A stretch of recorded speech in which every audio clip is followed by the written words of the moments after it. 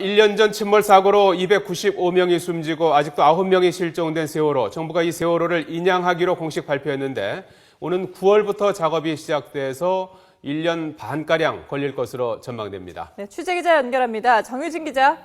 네, 사회부입니다. 예, 자, 9월부터는 인양 작업을 시작할 수 있을 것 같다고요? 네, 국민안전처 중앙재난안전대책본부는 오늘 세월호를 인양하기로 결정했습니다.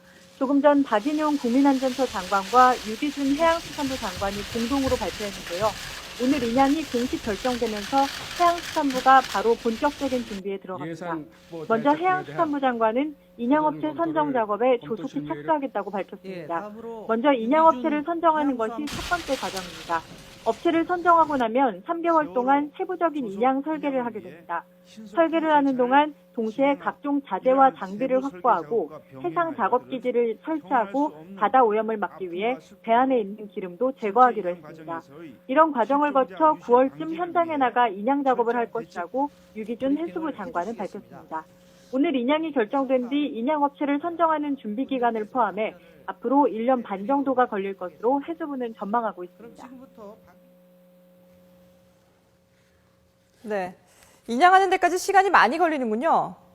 네, 그렇습니다. 세월호가 일단 오래됐고 옆으로 누워있기 때문입니다. 박인용 국민안전처 장관은 세월호가 건조된 지 20년이 넘어 부실하다고 밝혔습니다. 또 시신 유실이나 훼손을 막기 위해 선체를 바로잡지 않고 측면 그대로 인양해야 하는데요. 측면은 구조가 약해 쇠줄 등을 거는데 실패할 수 있고 무게중심을 고려하다 보면 인양하는데 그 정도 시간이 걸릴 것으로 보인다고 밝혔습니다. 인양 방식은 선체에 구멍을 뚫어 93개의 쇠줄을 연결한 뒤 이를 크레인에 묶어 그대로 3m 정도 들어 올리고 이 상태로 동거차도 근처 물이 맑은 수심 30m 지점까지 이동한 뒤 플로팅 도크에 올려 인양하는 방식이 될 것으로 전망됩니다. 박 장관은 6월부터 8월까지는 태풍 기간이기 때문에 인양을 중단하고 다시 재개해야 하는 불확실성도 있다고 밝혔습니다. 해양수산부는 세월호 선체 인양 추진 과정에서 실종자 가족과 유가족들과 정보를 공유하고 의견을 수렴하는 등 긴밀히 소통하겠다고 밝혔습니다.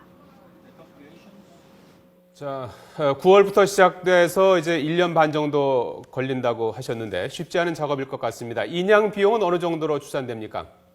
해수부는 필요한 인력과 예산을 확보하기 위해 행정자치부, 기획재정부 등 관계부처와 협력하기로 했는데요.